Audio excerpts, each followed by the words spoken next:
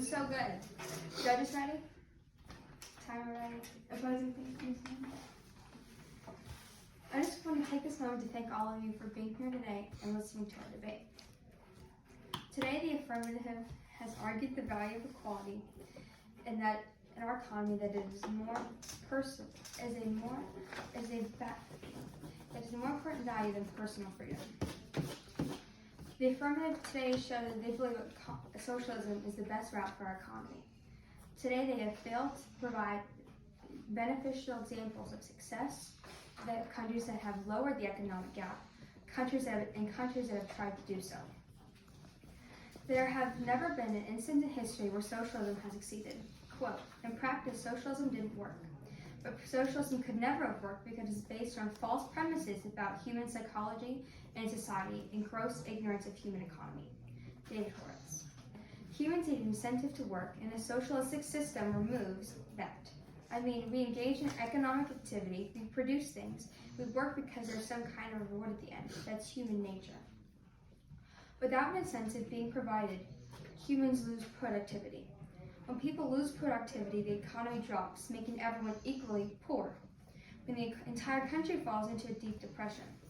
The cycle of socialism is horrid and drags down the entire country further than a normal depression recession cycle. Effects from socialism can be rebuilt, but effects from socialism usually end in disaster. Vladimir Lenin, famed Russian politician and political theorist who later founded the Soviet Union, once said, quote, socialism leads to communism. The ideas of socialism spawn communism. By giving government total control of one part of our lives, their control will eventually grow. Will eventually grow to control every aspect of their citizens' lives. And there have been no successful occurrences of a socialist regime. The Marxist-Leninism of the Soviet Union, the socialism of the Nazi Germany, the Maoism of China, socialism of Venezuela. No country has ever experimented with pure socialism for practical and structural reasons. The closest example being the Soviet Union, which ended in disaster.